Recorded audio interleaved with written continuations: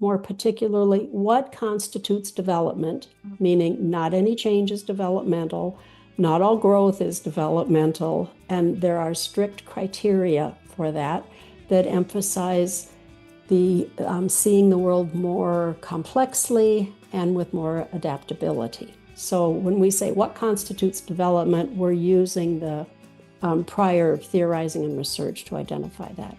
But once you've identified it, like how does it involve? What are the personal characteristics that interact with different contexts? Really trying to see the underlying assumptions more fully.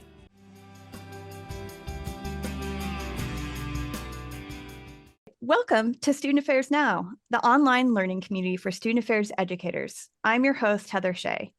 Today, I am so excited to be joined by three scholars whose work has shaped the field of college student development and higher education.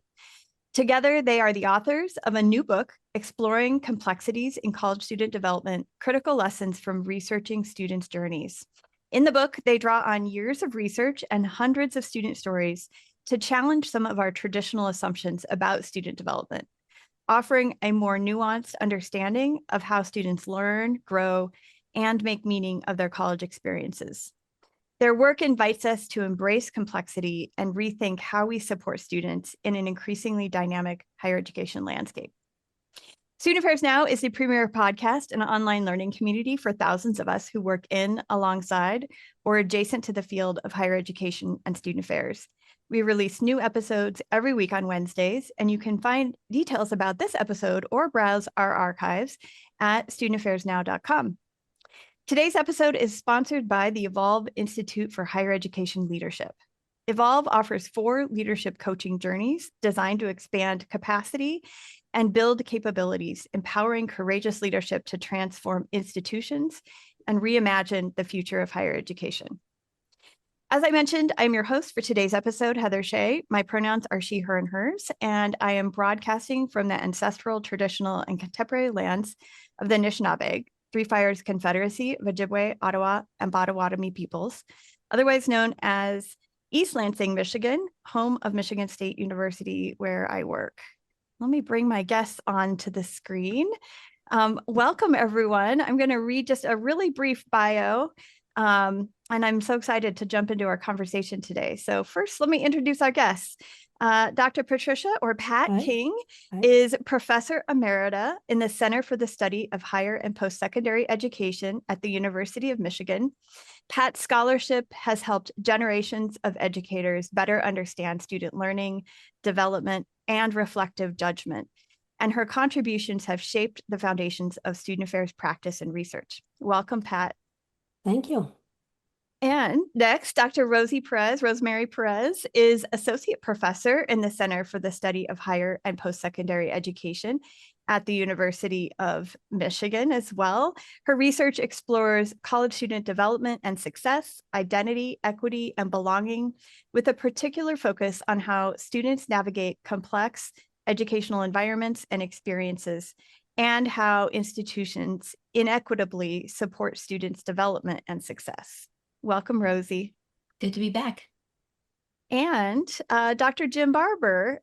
James, I think, is your full name. Everybody has a nickname on this episode today. That's right. So Jim is Professor of Education and Senior Associate Dean for Academic Programs at William and Mary. His work focuses on student learning, liberal education, and educational environments. And he has spent much of his career studying how college and universities foster student growth and success, as well as integration of learning. Pat, Rosie, Jim, thank you so much for joining. I'm excited about today's conversation.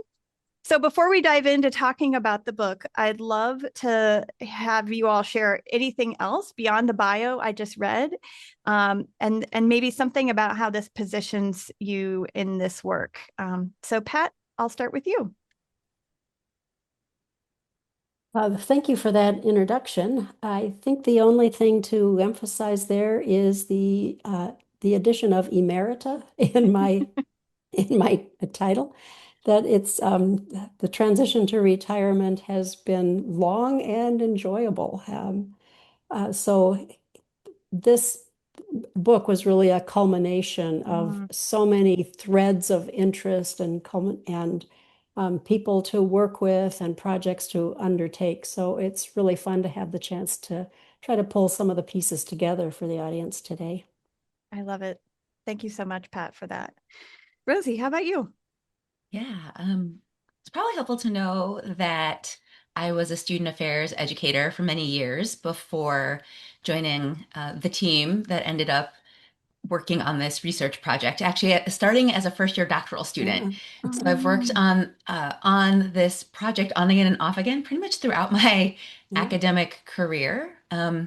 And it's informed a lot of my work since then. I've been doing a lot of longitudinal projects, including the Promoting at Promise Student Success Project, which is a research practice partnership. So a lot of my work is kind of grounded in relationships with participants, but also with practitioners.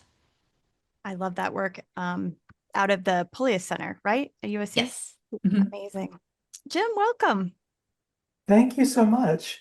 My story is very similar to Rosie's. I was also going to mention that I started my career as a student affairs professional, working with fraternities and sororities, res life, and my involvement in this project as a doc student researcher is really what changed my trajectory from a student affairs practitioner to a student affairs faculty member. And so for me, this has been, one continuum of a career working in both student affairs and academic affairs.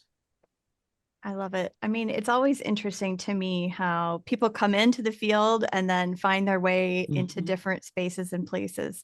And I'm always grateful for faculty who've had some practical experience. I think Mhm. that that is super helpful. So Pat, let's talk a little bit about the study. If folks are not familiar with the Wabash National Study, the book draws upon 1,000 interviews with 315 students over 4 years. Tell us a little bit about that, and I'd love to know what motivated you to revisit the data set um, now, and what makes this book different from other work that emerged from the study. I'd like to start with the motivation to undertake such a huge project. And like many big projects, the source of the motivation was frustration. And Mm, it was frustration that existing theories of college student development were based predominantly, if not exclusively, on the experiences of white people, especially men. This was more true in the early days of theory building, but still true in terms of large-scale uh, longitudinal national projects. They remain few and far between, but important work has been done. And that at the time, no large-scale longitudinal projects had materialized to address the problem, despite numerous people, calling for that work to be done and identifying the problems of basing a lot of work on theories that were so narrowly constructed. Further, so many of the theories tended to overlook or de-emphasize the role of contextual factors affecting mhm. development. And this is common. I mean, I think the same is true for people who study contexts, that there's little attention to the individual characteristics, where those who look at individual development tend to de-emphasize context. But the problem with this literature in particular is that it led some to assume that deficit mindsets, such as blaming the student for insufficient developmental progress, had undergirded developmental theories in general, and or that they were simply had no relevance for minoritized students. Discussing this problem, my colleague Marcia Baxter-McGold and I really worried that the value of developmental theories was being dismissed or underestimated and would be lost without attending to the critiques and conducting more inclusive studies. So we had what I like to call a put your money where your mouth is moment when um, special funding was awarded to Wabash College, and we had the opportunity to become involved in what became the Wabash National Study of Liberal Arts Education. This was designed as a multi-method study. The coordinator for the quantitative part was Ernie Pascarella, the late Ernie Pascarella, actually now.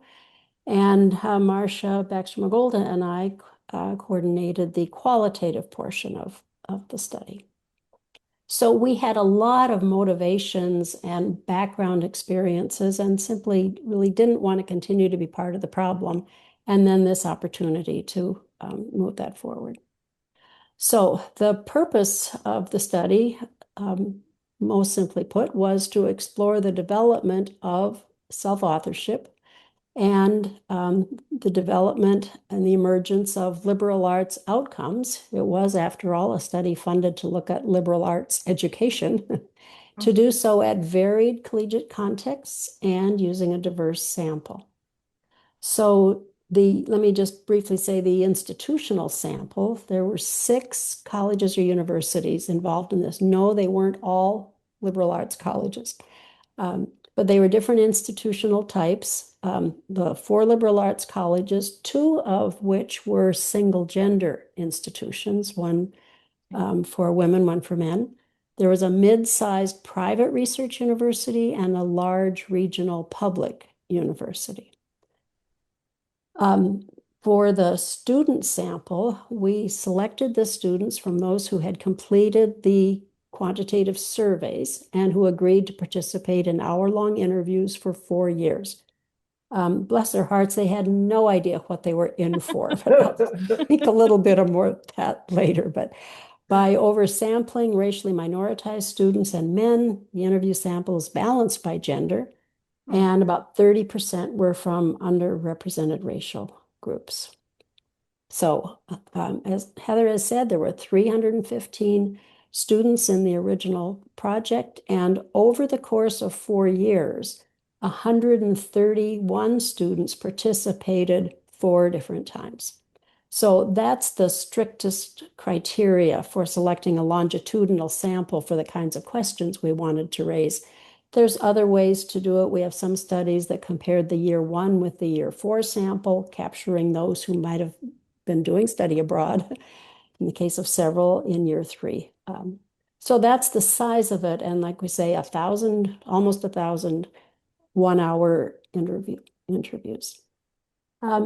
The guiding interest and ultimately the unit of analysis used for many of the questions in the interview was students' important experiences. So they selected it. We didn't ask every student the same set of questions. We really let them guide the interview. We're looking for the same things with each interview, but of course, what they identified as important experiences varied from person to person. It's grounded predominantly in self-evolution theory. Bob Keegan and Marcia Baxter-Magolda's work on that. This theory maps how people develop the internal capacities to deal with ambiguities and complexities of life and become the authors of their life. Whereas he put it in a little footnote, and Keegan put in a little footnote in his book, rather than just the stage on which it is played. So that's it's interesting. I've heard people talk about authoring your life in non-psychological contexts. It's as though it's a phrase of show who you are and become your own self that's emerging in the national language, which I find really interesting. One of the other attributes of the theory that was attractive is that it's holistic.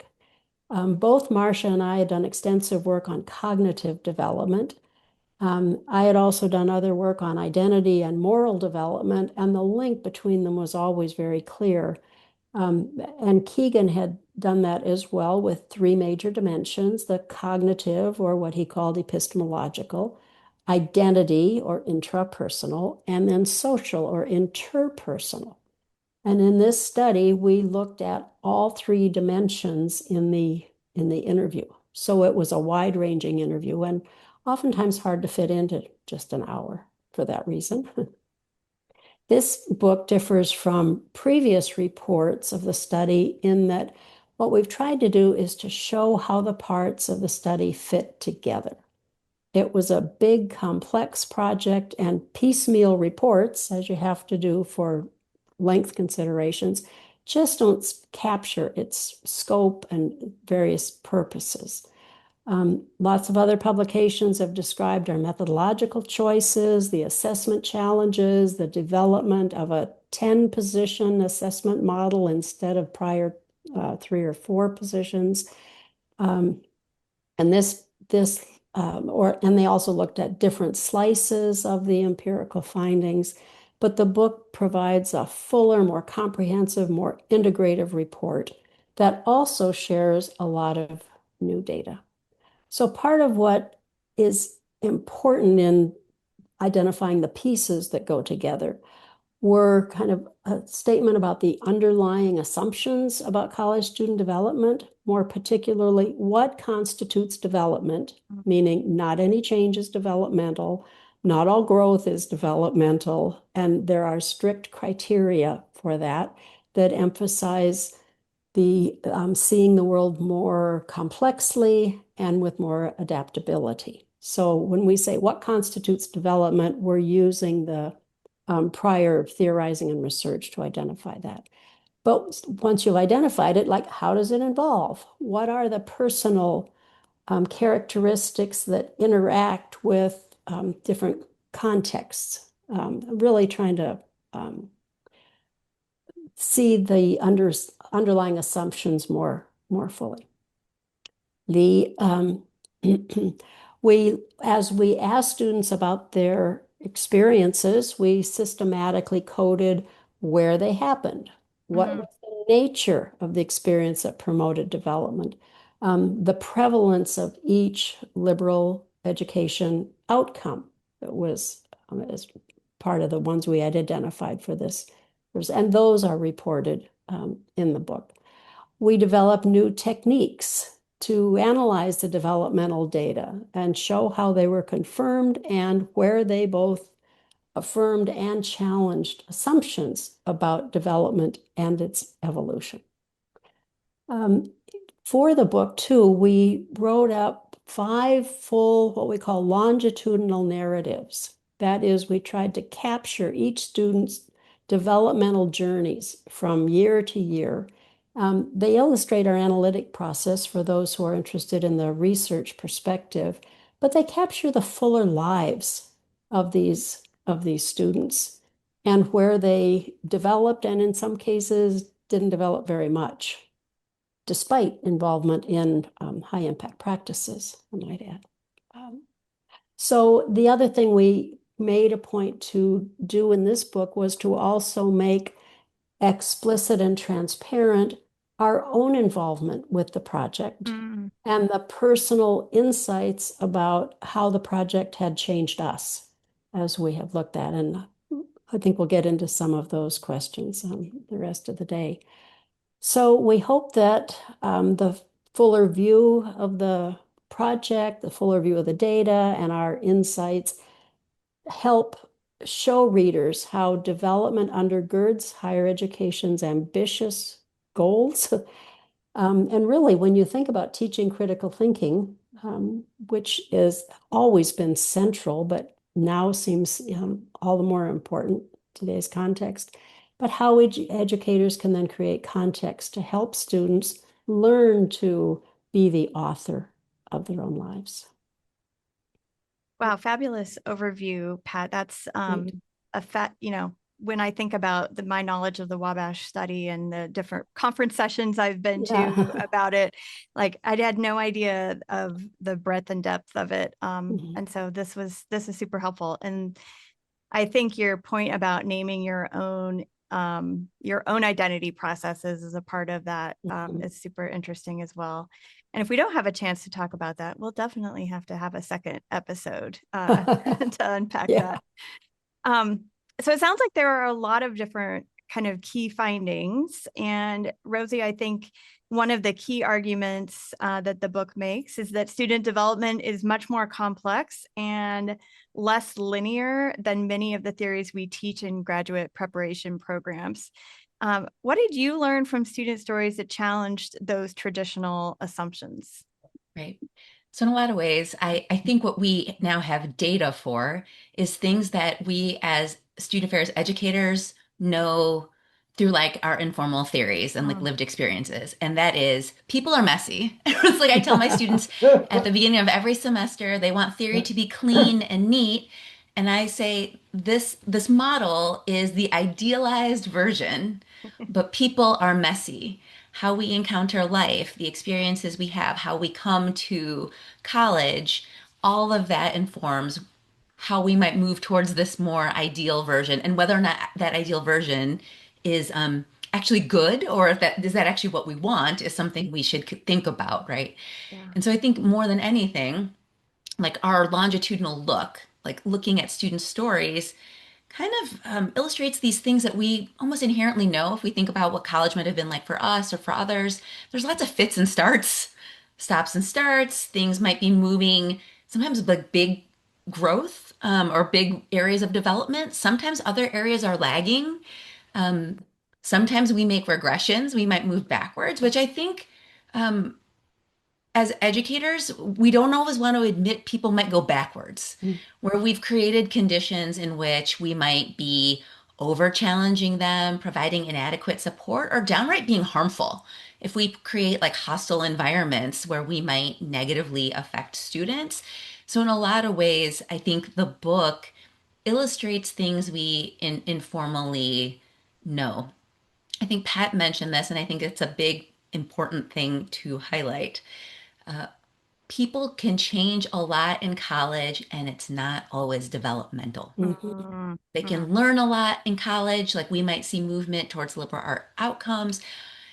We might see movement towards many other desirable things that we want for people. It doesn't necessarily, it might not be a developmental change. And I think that that is something, again, as educators, that can be hard to accept that people are changing, but they might not, let's say, be thinking more complexly about the world or evaluating information or thinking about themselves or have an increased capacity to work in relationship with other people. And so I think kind of thinking through what is development and how does it operate in context for people over time is particularly helpful. If anything, I feel like it also, when educators I've talked to have read the book, in many ways, it does alleviate this sense that we as educators are doing everything wrong, if that makes sense.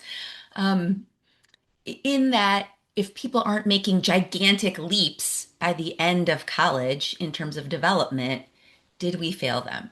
Now, I think that that is a large philosophical question we raise in the book. Like, is there an ideal amount of development? And truthfully, I don't think there is. I think any movement is good movement if people are developmentally ready and have support, right? A little bit of challenge, a little bit of support. But I do think it maybe might help us think more about what we expect of students to accomplish, and then did we actually create the conditions to meet those things.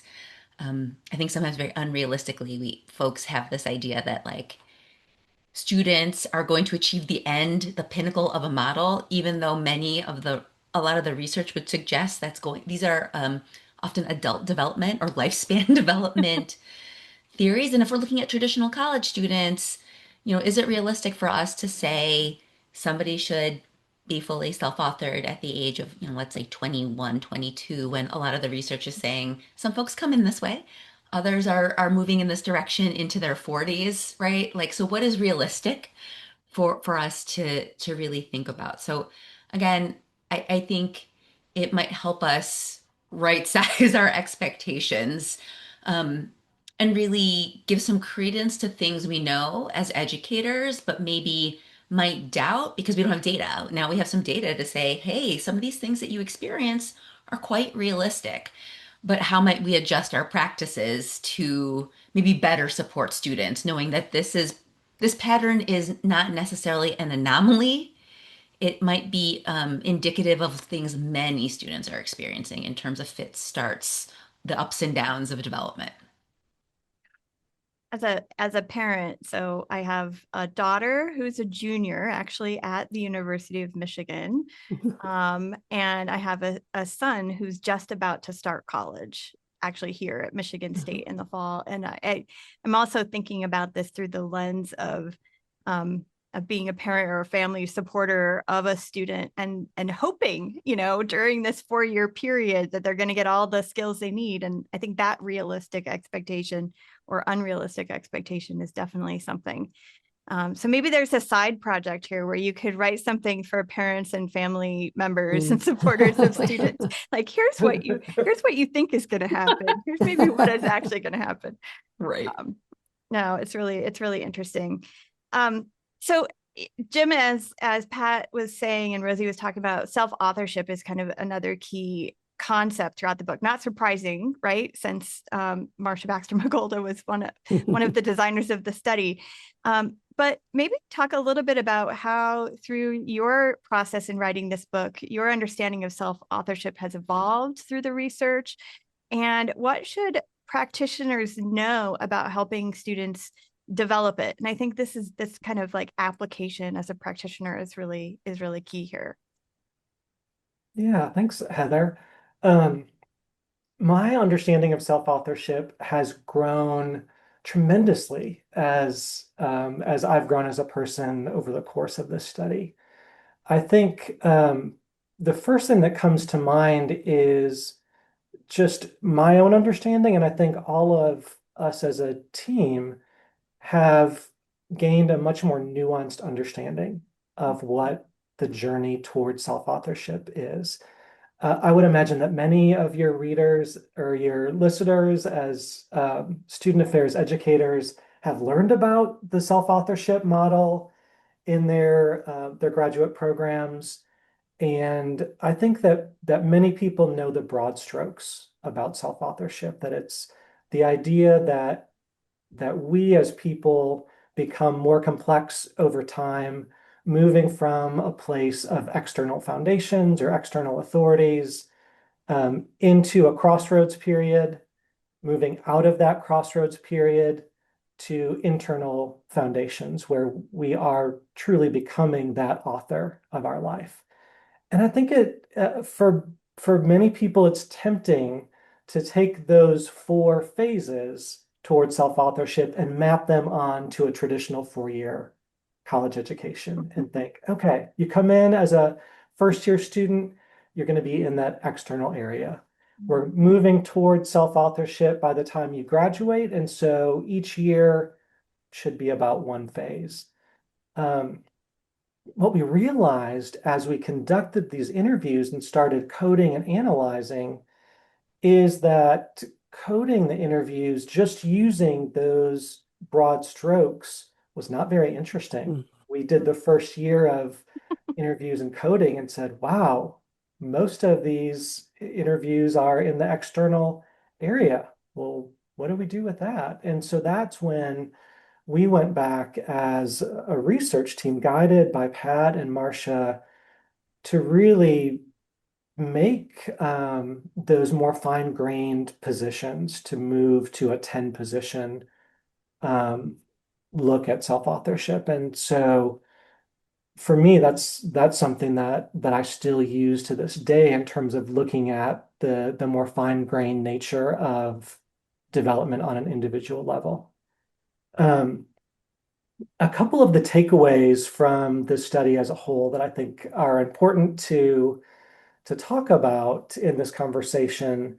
One, which I think is the big takeaway, is that 81% of the students became more complex during the study. So fantastic. I think we sometimes, good news. yeah, we sometimes don't talk about that much as we're talking about the intricacies of development, but great news. Over 80% of the students in the study became more complex over time.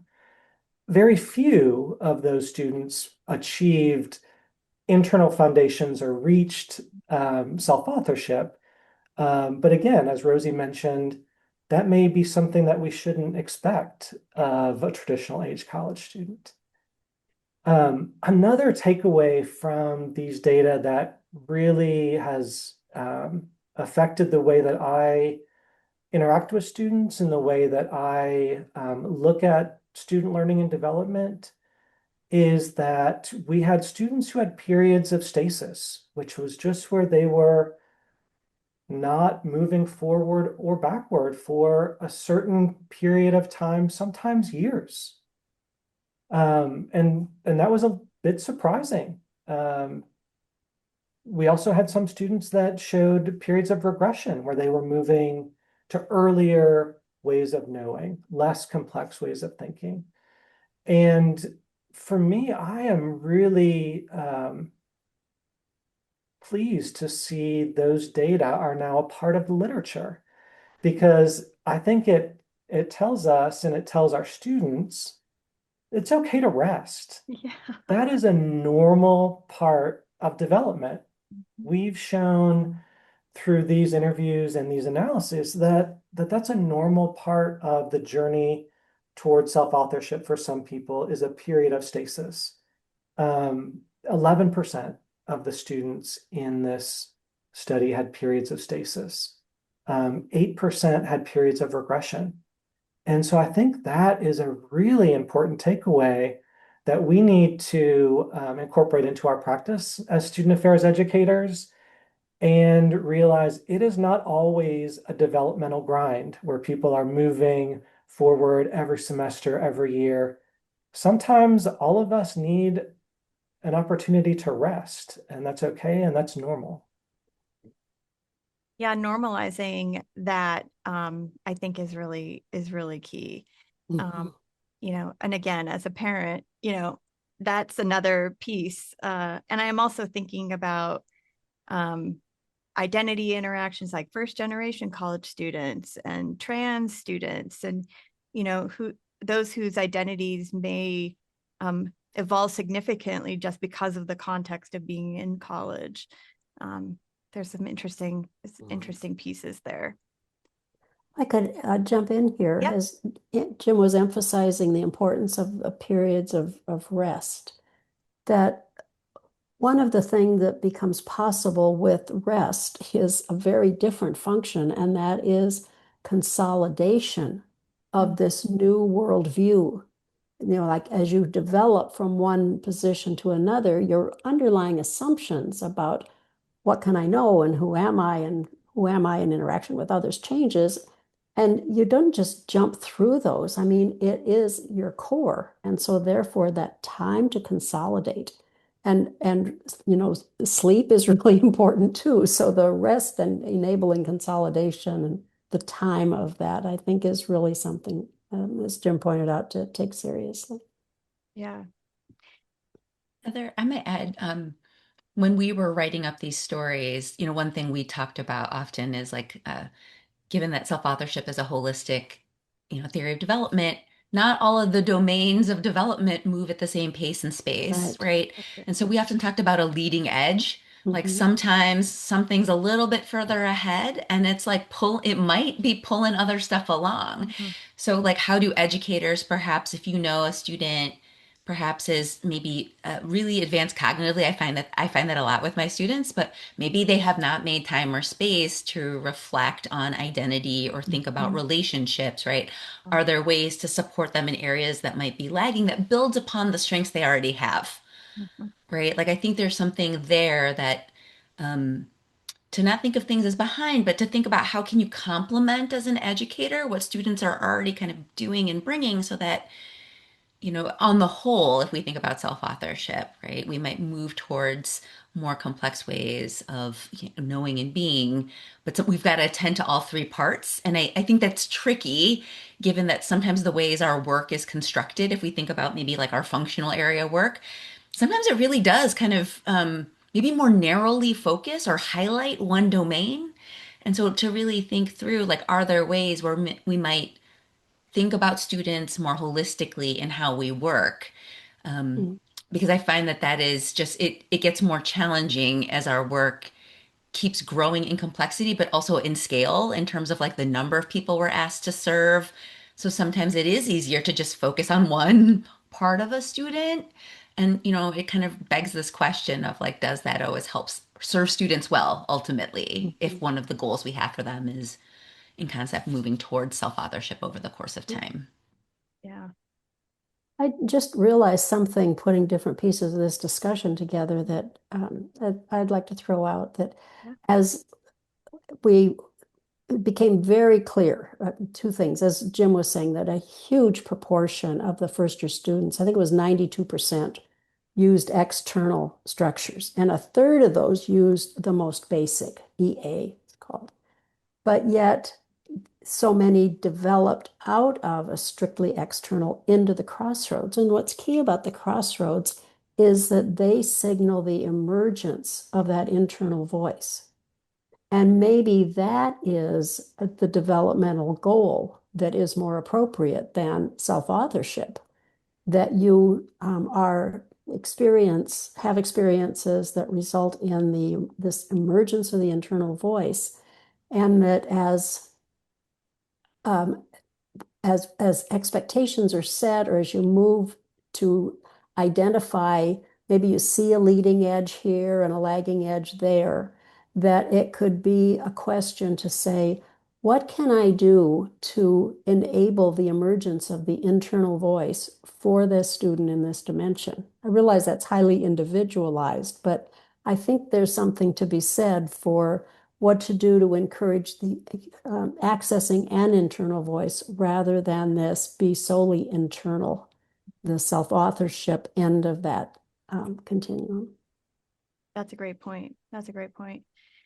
I'm going to move us to the model. So you introduced a model called the Interactionist model of college student learning and development. And we have a visual. So let me share the visual. All right, is everybody seeing my screen?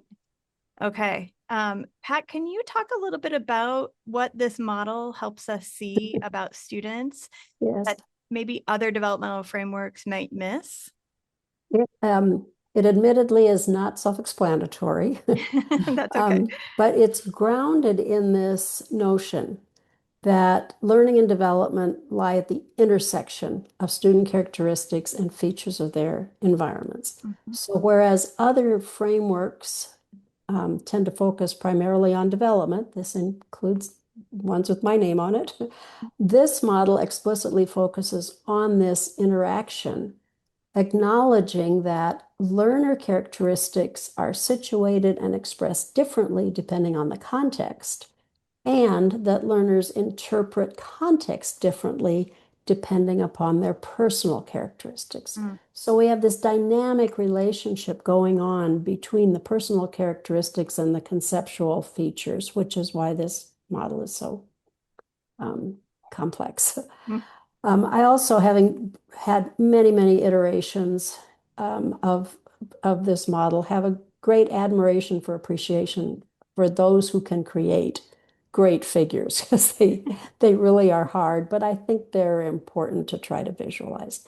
So here at the center is the developing person. And there's a little pull-out graphic that on the left side that shows the child at the top with a very open set of grid marks down the left side. And then as you go through the developmental processes at the bottom, we have, of course, our graduate, just to signify development in the college context. You can see that the grid marks are much narrower. So in other words, at the holding external assumptions, the filter is very permeable, and that in turn drives their meaning making.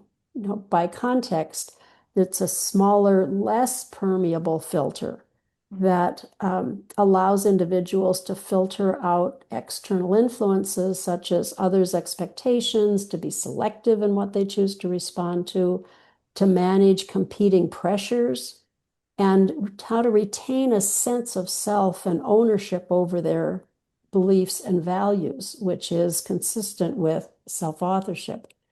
That's at the center. And surrounding this developing person are the contextual influences, these three nested concentric ovals. And those show three levels of influence: the interpersonal, which would be like interacting with friends, roommates, family members. The next circle out is institutional, like in a class, a member of a research or sports team. And then third, that there are societal contextual influences, a local controversy, maybe another school shooting, the COVID pandemic, so many things going on that you didn't observe or experience directly yourself, perhaps, but you see that it's part of this larger social system. So that's each of those are designed to convey reciprocal relationships. Oh, I'm sorry, these arrows that you see between them are designed to show reciprocal relationships between the person and the environment at the interpersonal, institutional, and societal levels. Now, there's probably many more than three, so those are just examples of the levels of influence, but that's what we're trying to capture here. And then there's three additional elements to the model, also linked by double arrows. Another reciprocal relationship, and that is that the personal characteristics are taken into account. And those are, I guess I get 2 o'clock, I see on the model. So that's not only characteristics such as race and gender, but how your personal history affects, say, whether you're attracted to or repelled by various curricular or co-curricular offerings. Do you think it sounds fun or absolutely awful to be in student government? What about the choir? What about social justice committees? So that is often related to your history and may or may not be a race and gender specifically, but is part of your background. A second one of those, and again, this unit of analysis we keep coming back to, the experiences that students have. It could be like intentional first year experiences, a core curriculum. Maybe you participated in bystander intervention training or healthy relationships programs.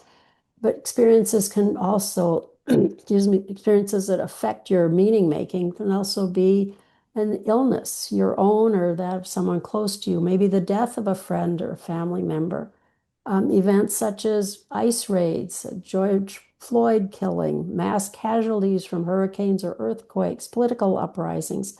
Those are all the kinds of things that are reflected in this model as a sign of saying, this is like kind of a way to capture what might happen to students that affect their meaning-making development and then success in school. Then the third one that's reflected here is the effects of experiences.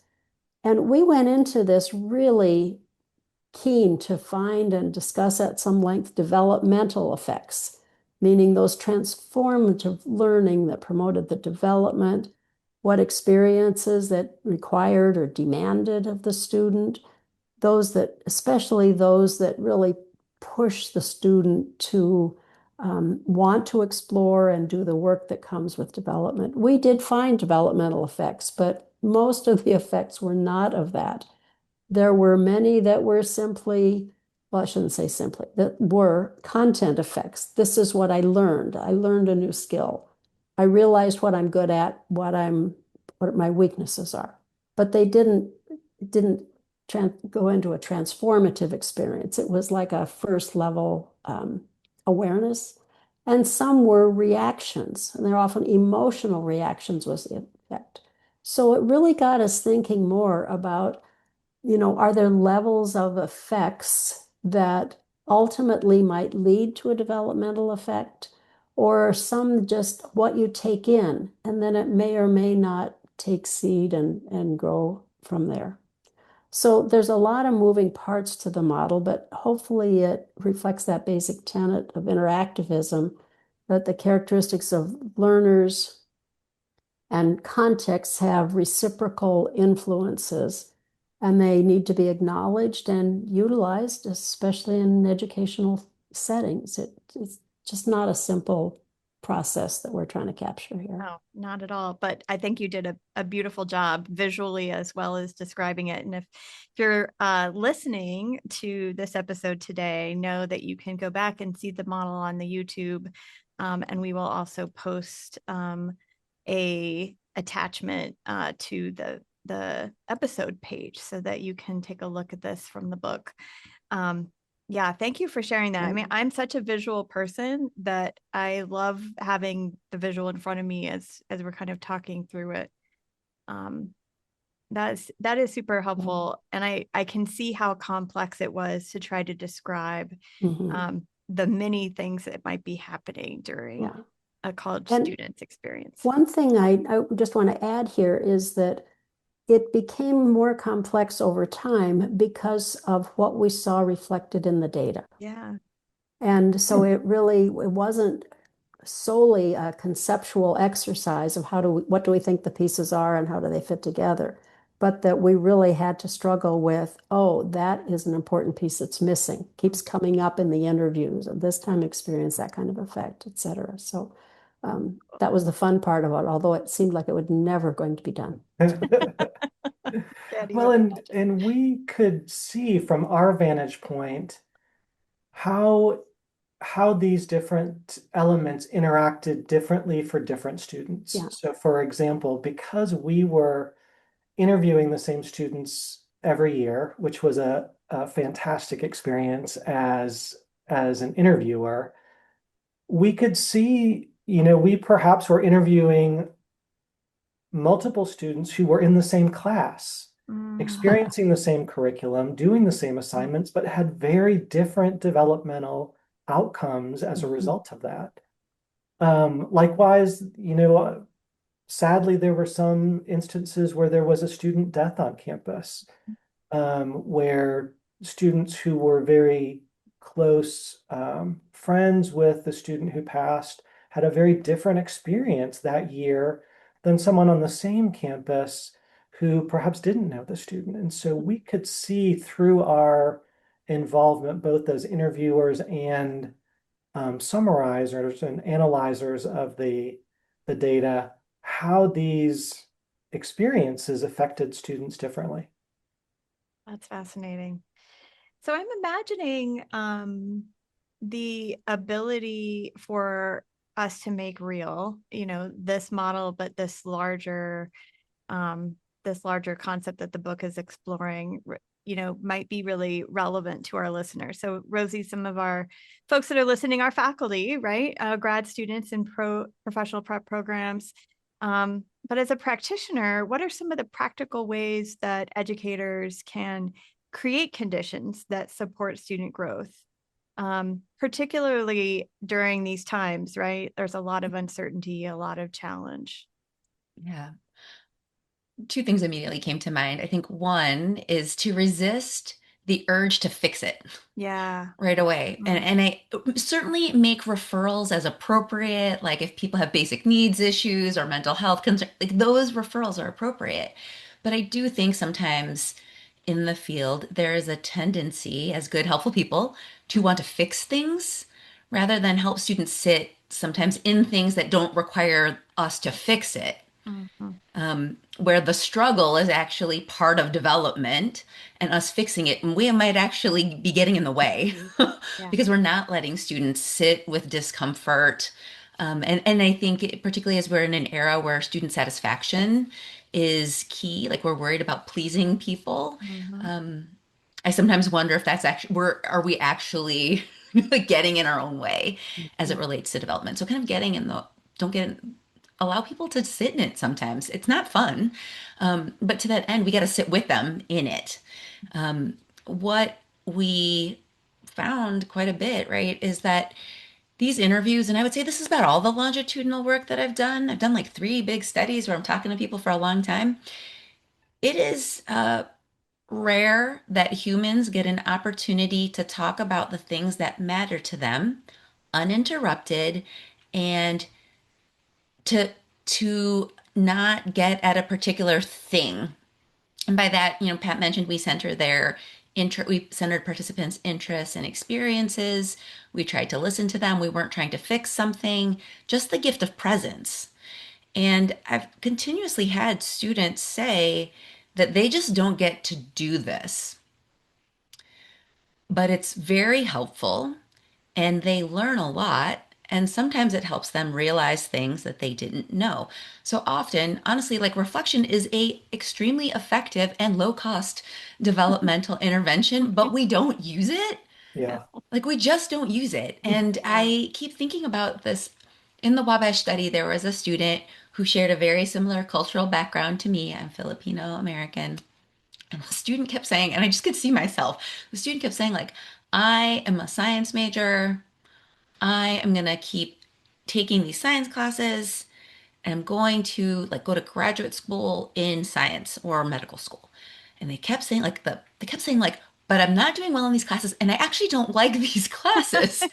So at one point I just like, and you're trying to listen and really honor and understand. And finally I just said, okay, can you take me through this? Because you're telling me you're taking these classes, you're not doing that great in them and you don't like them, why do you want to go to graduate school in them?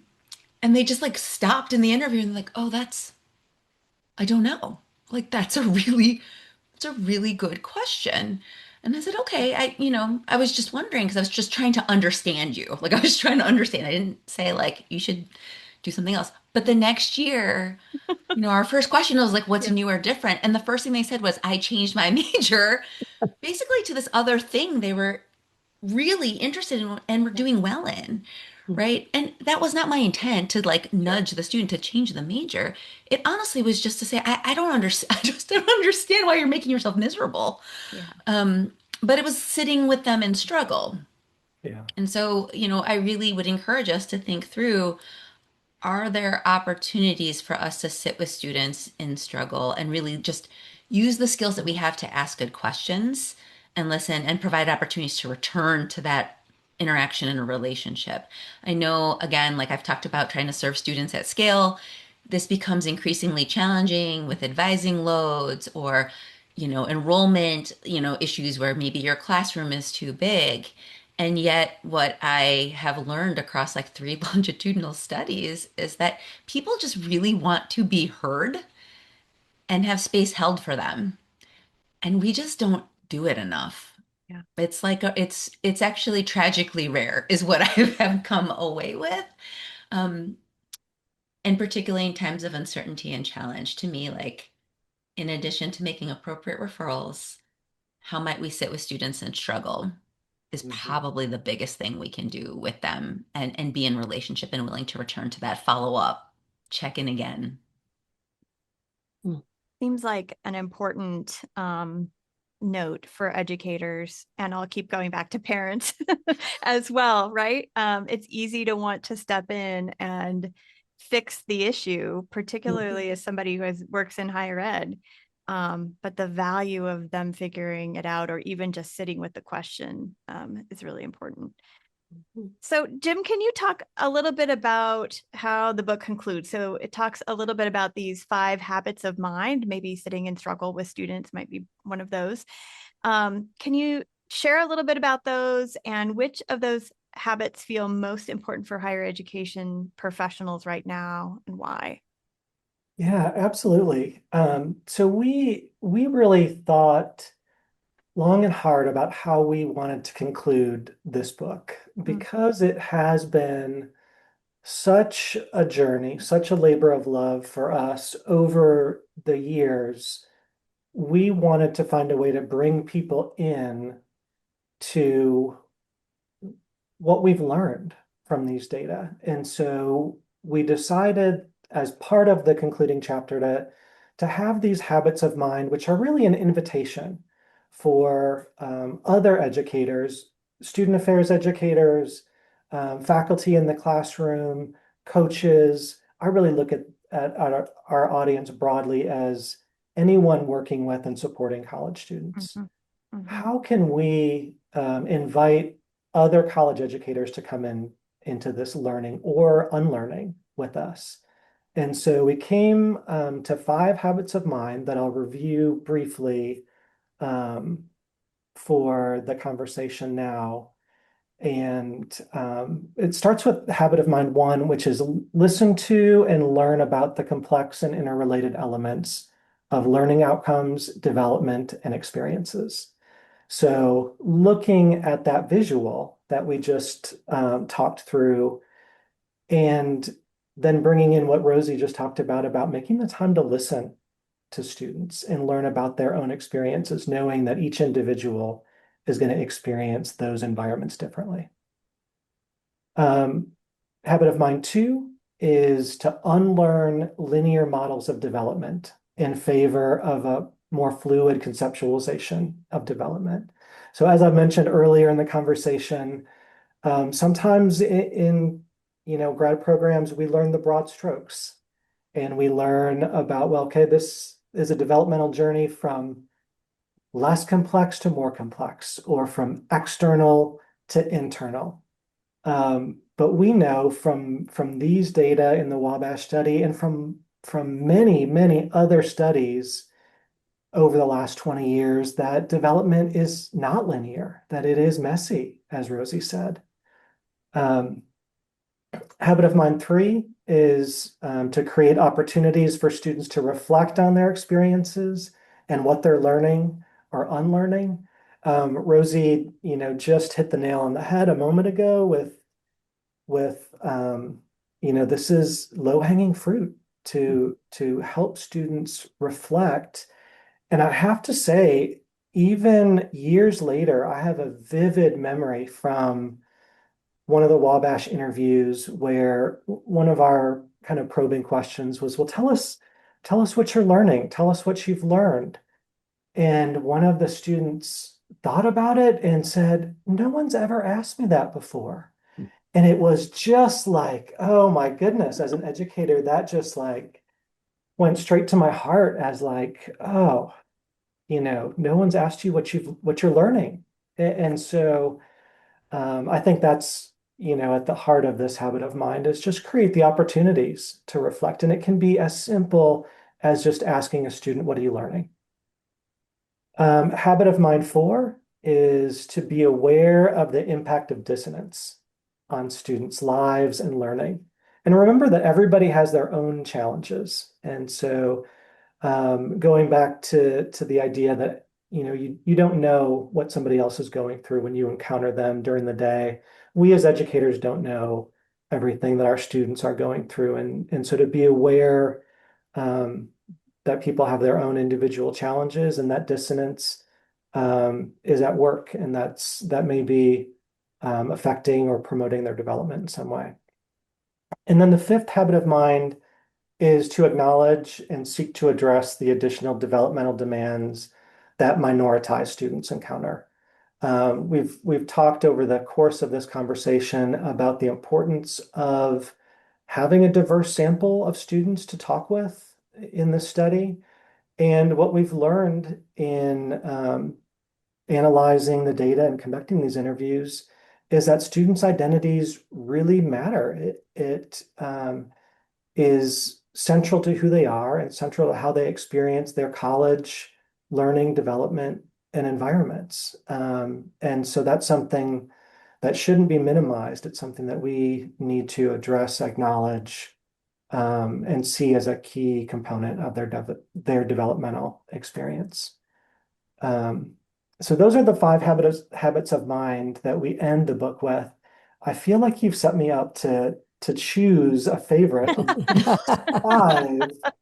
5. All of them, yeah. I mean, all of them are important. I think if I had to choose one, I would look at that area of reflection, because I think that can impact the other 4. That's simply creating opportunities for students to reflect can be life-changing for somebody and really affect their developmental trajectory. Yeah. And I've learned, this was related to my own dissertation research around reflection happening in community, right? In community with other students who may have had similar experiences, and then that adds kind of a layer of richness Mhm. as well. That's fantastic. Well, I have one final question, and then we'll get to our typical closing question.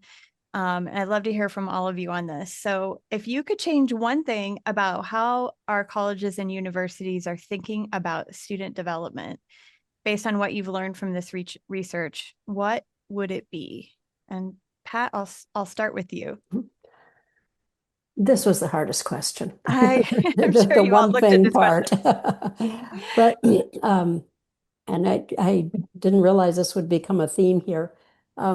Jim's comment about no one's ever asked me this before. I mean, so many students thanked us for the opportunity to meet each year through that process. Some people said, I've been looking forward to and preparing for this interview all year long. And how sharing their experiences is a powerful intervention. Mm, So, somewhere along the line, some version of finding ways to provide these rich experiences, but to learn and practice reflection. Study abroad, I think, has some programs are really good with that. Others is just fill out the questionnaire and don't think as you answer reflective questions. Um, but I just even asking if you're worried about getting started, something you had a strong positive or negative reaction to, how relationships with friends or family have changed, et cetera, your new hopes. But key to this, and kind of picks up with your reflection and community idea, Heather, is having a trusted partner in that process, who's asked perceptive and non-judgmental questions, um, to be there to listen and maybe just offer observations, like in Rosie's example, would be a great um, asset to the process. And so I think about that, though, I think it's part is to recognize that development undergirds learning. It doesn't always happen. It doesn't happen fast. It usually doesn't happen automatically by itself. Rather, it's when students can recognize an unproductive pattern in their own behavior, and they're motivated to learn to do things differently, and that reflection can stimulate that process. It needn't take a crisis to take time to sit back and think about what's going on, but it often does take a crisis, and that's too bad because it can be happening. Some crises can be avoided by thinking about it first. Yeah, beautifully said. Thank you. Rosie, how about you? What would you change about how we think about student development on college and university campuses? I want us to think of it as still think of it as core to the work versus an add-on. And I think we're in an era in where the movement towards outcomes, meaning typically employability, Mhm. development isn't sacrifice. We don't have to sacrifice an interest in development in service of employability. And I feel like the overemphasis sometimes on career development, there are things that are developmental that would make people more employable. Mm-hmm. Being able to think critically, being able to work with others, being self-aware and being able to take feedback, right? But we don't think of those things as necessarily developmental or developmentally Mhm. cultivated per se. And so I wish we could think about some of these outcomes we want in terms of employment that might be, things we're trying to track or economic outcomes. But there are things that could be cultivated developmentally that would work in service of those things. They're just not fluffy extras. And I think I just have really bristled at the idea that the work that many educators do is now considered to be like Mhm. extra or fluffy, as opposed to core to the academic mission and the social mission of higher education. I will get off my soapbox, but that's just like things that I just think about this all the time. Yeah, I hear you. Absolutely. Jim, how about you? I think what I would add to the conversation is a continued push to look at development as more fluid and less linear. Mm-hmm. I think for me, there's still in the field is an assumption and a practice to try to move people along, to try to be sure that people are advancing. Even the language that we use is very linear. And one of the things that stands out to me that I'm really proud of as an outcome of this research is documenting that there are periods of stasis, that rest is normal, that it's necessary. And so I think there's been some progress in that area over the last 5 or 10 years in terms of how we look at development and how we look at rest and well-being. I hope that we continue to move in that direction of looking at development as a more fluid process rather than one that's a linear journey. Great. Well, this is our last question. We always like to end with this podcast is called Student Affairs Now. What are you thinking about, pondering, and considering now? And you might also share how people can get in touch with you, email, LinkedIn, etc. Jim, I'm going to start with you. Oh, you tricked me. I did. I went forward and backwards. Okay, well, something that I'm thinking about now, as a part of this conversation and just broadly in my work, is how can we promote reflection for students? Given the technology that we have now, given the places and spaces that students are gathering, both virtually and in person, what are the ways that we as educators can help to promote that sense of reflection? Because it is so important to learning and development. And I would love for people to reach out to me. You can find me on LinkedIn. And my email address is also easy to remember. It's jpbarber@wm.edu. So I would love to continue the conversation. Great. Thanks so much, Jim. Rosie, how about you? I'm a bit of a curmudgeon, and I'm like trying not to take up AI too much. I mean, I've used it occasionally, but not a lot, to be honest. But I truly am wondering, like, how is AI affecting development? There's a little early work on cognitive development. There's some fears about how some people are using it to cultivate relationships instead of talking to humans, right?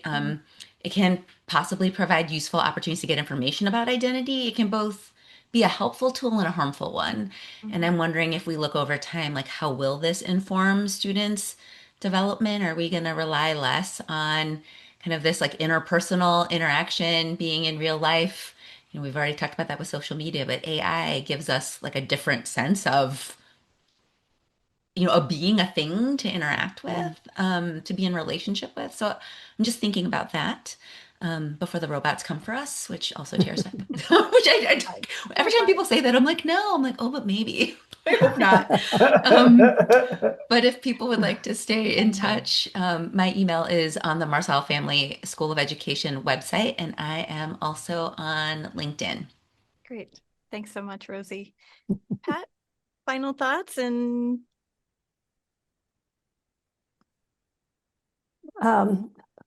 lots. You filled my head with it with this today. And I think I'm so very aware of the challenges of taking insights from individual developmental journeys to scale, and how it's kind of a contradiction of something. I mean, as you talk about the importance of individualized learning and how many variations we saw on the different pathways to the journey, and all the boulders and hills people ran into as they traverse their college experience.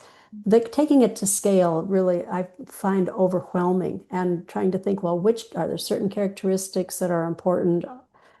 I mean, they are, but like which ones would you scale up? And I just don't know. I kind of default to smaller communities where there's opportunity for exchange and dialogue and trusted partners and whatnot. And when you add social media and AI to that, it's a very different definition of what's a social environment, even, how to be respectful and polite on social media seems like a question that doesn't get asked very much. So So I wrestle with those kinds of things, and I don't have a certain thing saying, oh, well, clearly we need to answer for that. And my email is also very easy. It's my name, Pat King, all one word, at umich.edu. Great. Well, before we wrap up, I just want to take a moment, send my gratitude to the three of you. Thank you so much for saying yes when I reached out about doing an episode on this book. Thank you for sharing your wisdom, your experiences, and this incredible work with all of us. Thanks also to our sponsor of today's episode, Evolve. Given the current context of higher education, we need to invest in leaders with the capacity and capabilities to transform their institutions and the future of higher education. The Evolve Institute for Higher Education Leadership offers 4 leadership coaching journeys tailored to 4 different leadership levels. Each is a 3-month journey that includes individual and group coaching, plus a curated curriculum of short and asynchronous video modules. They also offer Evolve for leadership teams. If you're ready to evolve your leadership voice, visit evolve-institute.com to learn more. Huge thank you, as always, to Nat Ambrosi, our incredible producer. Your behind-the-scenes brilliance makes every episode possible, and we are so grateful for you. And we would love it if you are interested in supporting these conversations. Your listening, sharing, and recommending makes all of this possible. So if you found this helpful, please do forward it along to your colleagues and friends. And you can help us reach even more folks by subscribing to our podcast, liking on YouTube or subscribing to YouTube, and our weekly newsletter announcing each episode and more. And if you're so inclined, you can leave us a 5-star review. I didn't write that part. That's Keith's blurb. Thank you, Keith. Finally, I'm Heather Shea. Thanks for watching and listening. Take care of yourselves, take care of one another, and let's make it a great week.